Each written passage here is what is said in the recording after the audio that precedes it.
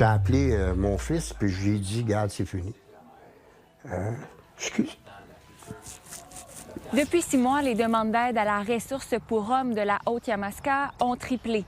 La liste d'attente pour cet organisme qui vient notamment en aide aux hommes avec des comportements violents compte plus d'une 60aine de noms. Aujourd'hui, je vous présente les témoignages touchants de 3 hommes pour qui ces services ont été capitaux. Ils sont allés chercher de l'aide avant de commettre des gestes irréparables.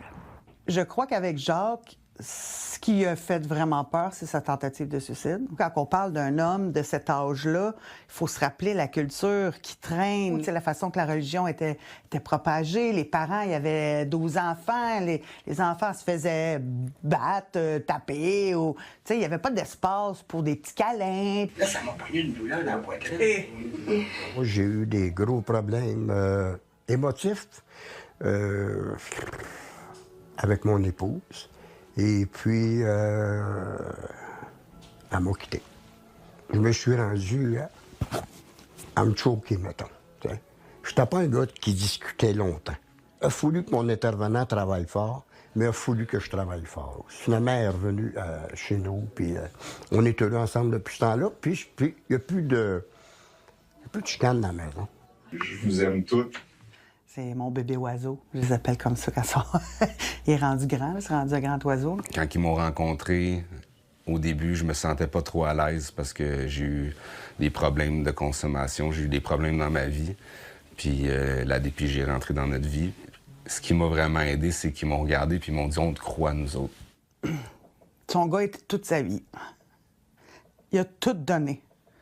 Puis ça, c'est un exemple incroyable de plusieurs hommes qui viennent ici, qui sont bouleversés de savoir qu'ils vont transmettre des comportements violents. Je te parle pas nécessairement d'être violent avec leur enfant, mais je te parle de voir un papa qui donne un coup sur la table, un papa qui lève le ton. Dans le fond, j'ai mon fils avec moi à temps plein maintenant, ça fait à peu près 8 mois. Il est attachant, il est gentil. Comment dire, c'est toute ma vie, vraiment. Là. Je me concentre sur moi et mon fils. Rien d'autre présentement. Parfois, en tant qu'homme, je garde trop longtemps. J'ai un trop-plein. Puis quand ça pète trop. Puis l'homme a plus de force physique dans la nature. Alors, je trouve que, tu sais, la violence est parmi les choses où l'homme peut descendre le plus bas, où est-ce qu'il va avoir le plus de difficultés à s'en remettre. C'est dur d'avoir à se pardonner d'avoir frappé. C'est dur de se pardonner d'avoir blessé. Tu sais? T'as déjà fait ça, genre? Ouais. Moi, mon rôle, la façon que je vais me poser, c'est « je te juge pas ». Je le sais pourquoi tu es là. J'ai choisi de travailler avec tes comportements.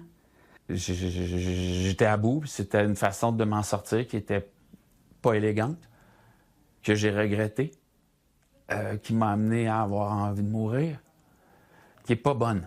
C'est une façon de s'autoréguler intérieur qui est excessivement nocive et dangereuse pour tous.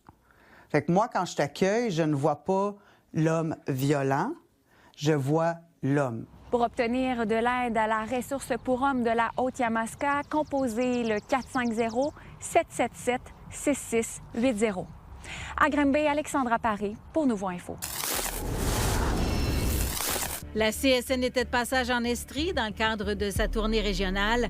L'organisation a discuté des enjeux locaux comme la violence en milieu scolaire qui touche ses membres. Ils ont profité d'ailleurs de l'occasion pour lancer un message à la nouvelle première ministre. La nouvelle première ministre doit nous envoyer des signaux clairs sur son intérêt à collaborer. L'ancien premier ministre a décidé qu'il mettait les syndicats de côté. Ça n'a clairement pas fonctionné. Clairement, les Québécois disent il y a des enjeux économiques, politiques présentement. Il faut que les gens se retroussent les manches puis travaillent ensemble. Puis nous, c'est ce qu'on souhaite. C'est ce qu'on souhaite.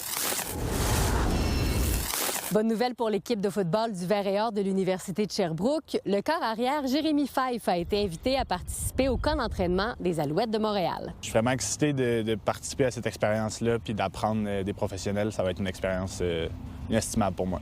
Jérémy, c'est un gars qui a un super bras, qui a performé depuis plusieurs années également avec nous, qui a montré qu'il avait des belles capacités athlétiques. Fait que je pense que les coachs là, ont pu voir ça, puis je pense qu'ils sont intéressés de voir en œuvre maintenant. C'est vraiment un programme de stage là, pour les carrières canadiens, donc c'est vraiment pour apprendre de l'atmosphère professionnelle, être dans les meetings, participer aux discussions, apprendre le plus possible, puis de ramener ça avec mon équipe ici à Sherbrooke. Fait que c'est mes attentes pour le camp. Je vais assister le coordonnateur des unités spéciales, là, Byron Archambault, pendant toute la durée là, du camp d'entraînement. Donc, ça va consister là, pendant les entraînements là, au niveau des éducatifs, tout ça, puis aussi préparation là, pour les 2 matchs là, pré-saison contre Ottawa. Bien, c'est sûr que ça donne une visibilité, ça donne peut-être une crédibilité également. Je pense qu'on a un bel environnement pour développer des joueurs. Jérémy est une preuve de ça. C'est le fun de partager ça ensemble. Tu sais, je pense que Jérémy, c'est un grand garçon, puis au niveau professionnel, il faut que tu apprennes à voler de tes propres ailes. Fait que, tu sais, je pense que j'ai amplement confiance en lui. Puis, tu sais, là, le repêchage là, va être là d'ici quelques jours. Là, fait que j'espère aussi qu'il va y avoir d'autres peut-être joueurs de l'équipe qui auront la chance de participer au camp. Bien, c'est sûr que quand on est tout petit, jouer professionnel dans le sport qu'on aime, c'est tout le temps notre plus grand rêve. Donc, d'avoir cette chance-là, justement, de jouer pour la ville d'où je viens, à Montréal, c'est vraiment un rêve qui devient réalité. Là. Donc, je suis vraiment content de pouvoir participer à ce camp-là. Le camp d'entraînement des Alouettes de Montréal auquel participeront les membres du Vert et Or se tiendra en mai prochain. À Sherbrooke, Fanny Lachance-Paquette pour Nouveau Info. La saison des festivals est à nos portes. Le Cher Blues sera de retour du 2 au 4 juillet prochain et l'organisation a dévoilé la programmation.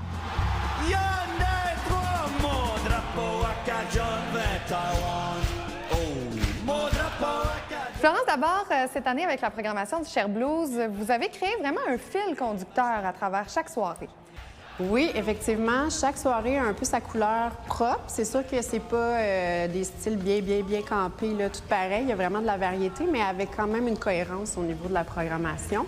On a 2 scènes principales extérieures, la scène des Deux-Rivières où il y a plus les grandes têtes d'affiche et la scène Meadow qui est plus axée sur la découverte. Donc voilà, le 2 juillet, on a une soirée un peu plus punk, un peu plus rock. On a Fred Fortin, Petit Béliveau, No Bro, qui est une formation entièrement féminine qui déplace de l'air. Et on a la belle découverte Pastel Blanc, qui est un peu Talking Heads, un peu, là, je pourrais dire.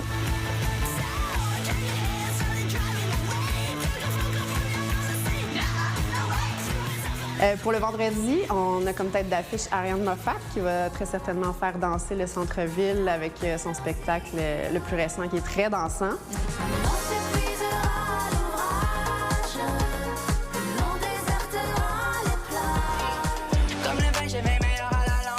Sur la scène principale des Deux-Rivières, nous aurons le grand retour de Dead Obies, un groupe phare du hip-hop québécois, pour terminer la soirée avec nul autre que Les Louanges, qui vient de sortir un magnifique nouvel album. On a vraiment très hâte de recevoir tout ce beau monde-là.